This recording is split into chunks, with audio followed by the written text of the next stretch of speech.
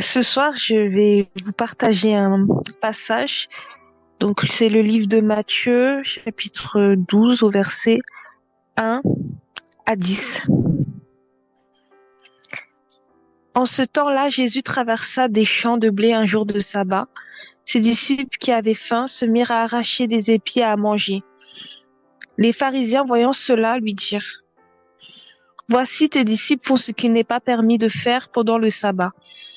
Mais Jésus leur répondit: N'avez-vous pas lu ce que fit David lorsqu'il eut faim, lui et ceux qui étaient avec lui? Comment il entra dans la maison de Dieu et mangea les pains de proposition qu'il ne lui était pas permis de manger, non plus qu'à ceux qui étaient avec lui et qui étaient réservés aux sacrificateurs seuls? Ou n'avez-vous pas lu dans la loi que les jours de sabbat, les sacrificateurs violent le sabbat dans le temple sans se rendre coupables?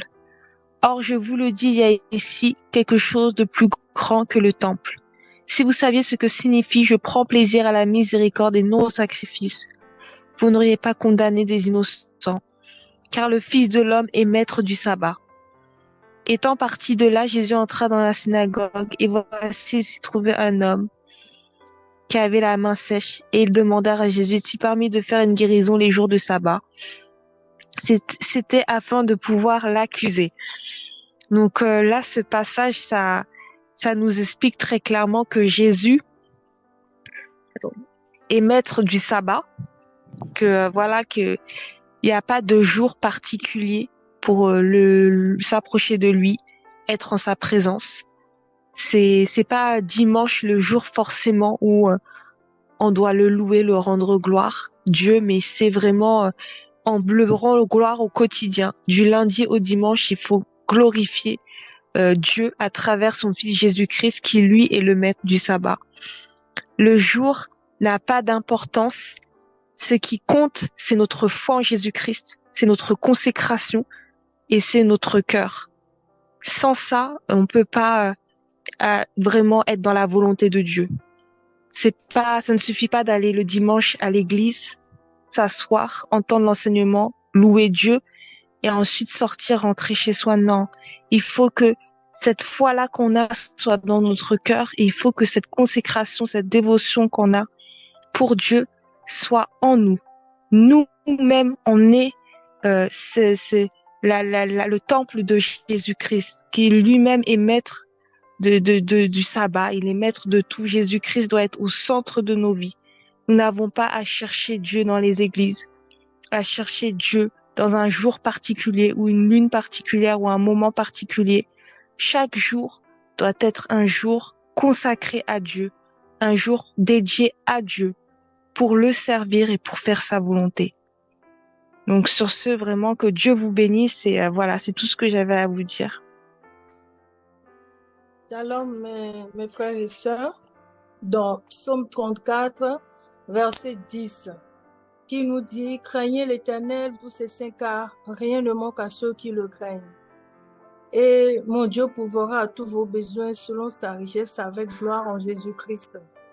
Ça veut dire que nous qui l'avions accepté de le suivre sincèrement, sans arrière-pensée, se donner et en voulant toujours écouter nos devanciers, rien ne va nous manquer si on sait le demander sincèrement et si on sait le servir sincèrement. Et tout l'appartient. Et quelque part, il a dit quelque part: l'or et l'argent m'appartiennent, je détiens tous vos besoins, mais ce que je vous demande, c'est de savoir qui je suis pour vous. Si nous suivons nos devanciers et nous savons qui Dieu est pour nous, il connaît nos besoins, il sait ce qu'il faut pour nous, et que nous ayons la patience, le courage, la persévérance, la foi ferme pour pouvoir en bénéficier totalement avec l'endurance. Voilà ce que je peux dire pour le moment pour édifier nos frères et sœurs. Merci, le peuple de Dieu. Shalom. Shalom. Moi, je vais partager dans le livre de Jean 14, versets 6 à 7. Jésus lui dit: C'est moi qui suis le chemin, la vérité et la vie. On ne vient au Père qu'en passant par moi. Si vous me connaissiez, vous connaîtriez aussi mon Père. et de maintenant, vous les connaissez et vous l'avez vu. Euh, c'est pour dire que le seul chemin qui nous ramène à Dieu, c'est Jésus. Si on connaît pas Jésus, ça veut dire qu'on connaît pas Dieu. Voilà. Shalom.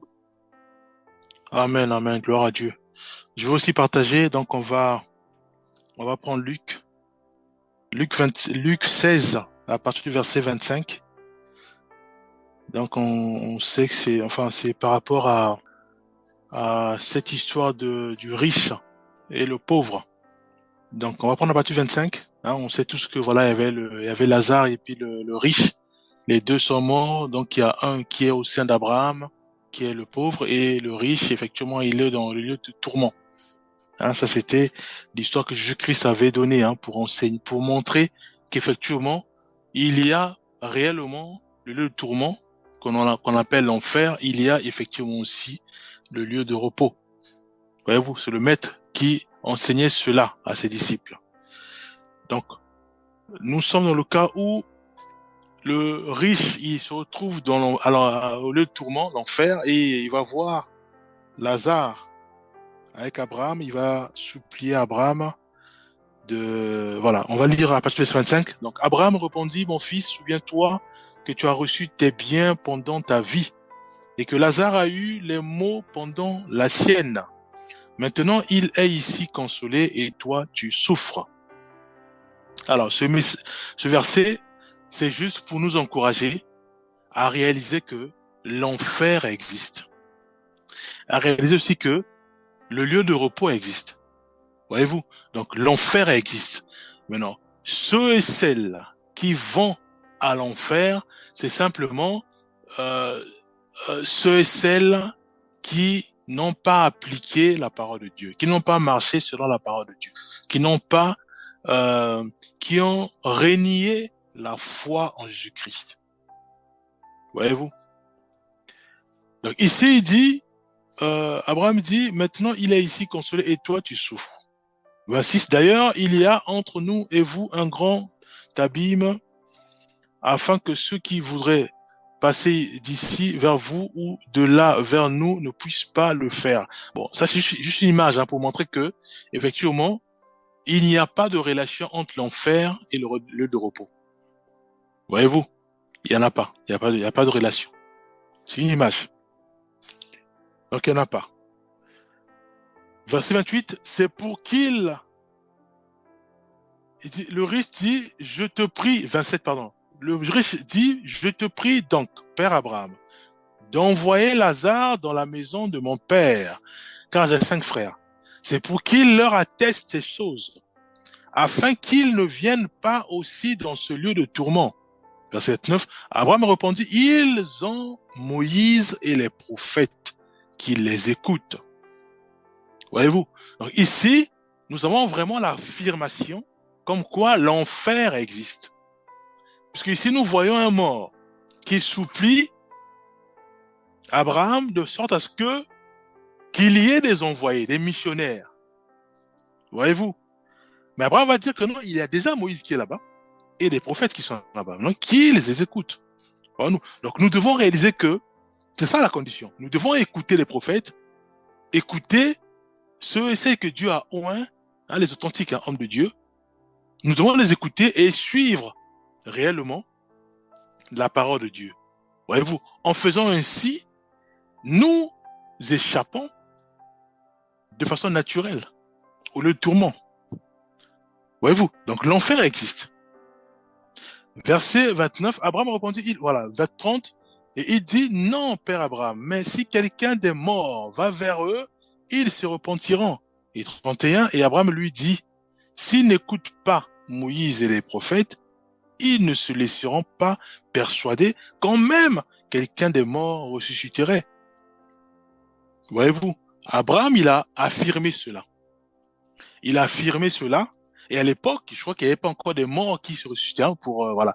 Il n'y avait pas des morts. Aujourd'hui, maintenant, nous entendons beaucoup de témoignages où, voilà, les gens étaient morts, du coup, Jésus-Christ leur a fait grâce.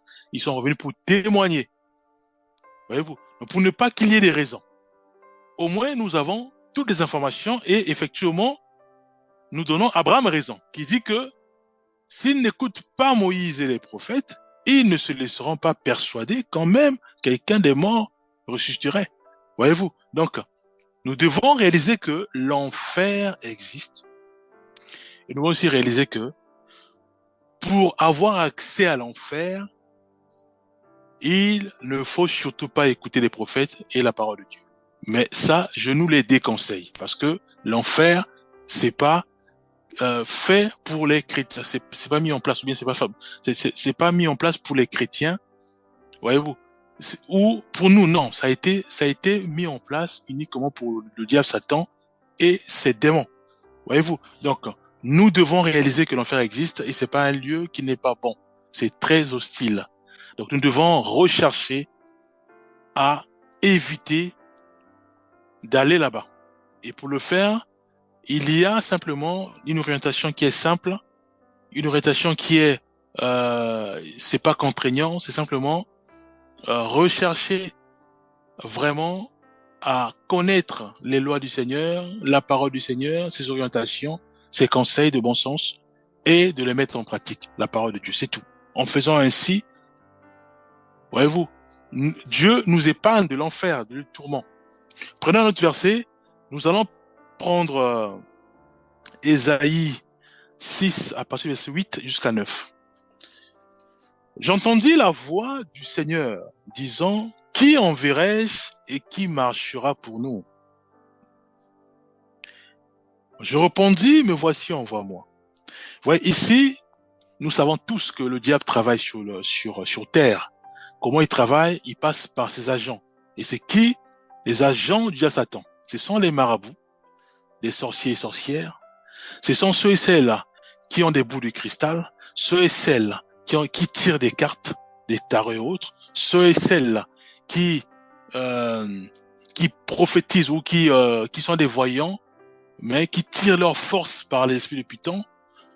Ce sont des magiciens, ce sont des occultismes, voyez-vous, ce sont les anges du diable Satan. Ils tiennent des réunions. Ils tiennent des réunions pour distraire le peuple de Dieu, pour distraire toute une nation, pour distraire un quartier. Ils travaillent, ces gens-là, dans le monde. Voyez-vous, nous voyons par-ci, par-là, émerger pas mal des clubs. Mais ce sont les gens qui travaillent. Tout ça, c'est pour distraire, pour détourner le peuple de Dieu à ne pas suivre la parole de Dieu ou à aller à l'encontre à la parole de Dieu. C'est ça la mission du diable, Satan. Détourner les chrétiens à marcher contre la parole de Dieu, à travers ses actions, à travers sa façon de faire, d'agir. Voyez-vous, il travaille. Dieu dira, c'est le conseil, j'ai entendu la voix du Seigneur disant, le Seigneur qui parle, qui enverrai-je et qui marchera pour nous? Voyez-vous, et même nous devons réaliser que certes, nous sommes dans ce monde, il y a des contraintes. Nous devons travailler, nous devons manger, nous devons nous marier, nous devons voilà. Il y a ce qu'on appelle le strict nécessaire pour une vie familiale, puisque Dieu nous demande de multiplier à la terre. Mais nous devons aussi savoir qu'il y a des enjeux spirituels, bien aimés, qui se font dans le secret, et nous constatons simplement ces dégâts, soit dans le quartier où on voit tout un quartier qui vend la drogue, envahi par la haine, la colère. Voyez-vous? Alors, nous qui sommes éclairés, nous qui mettons la parole de Dieu, nous devons parfois dire, Seigneur, éclaire-moi, qu'est-ce que je peux faire? Parle-moi, oriente-moi. Voyez-vous, nous devons prier. C'est sûr, sinon on va dire, voilà, commence soit par parler à ton petit frère, parler à ta famille, parler à ton quartier, ou parler à tes voisins.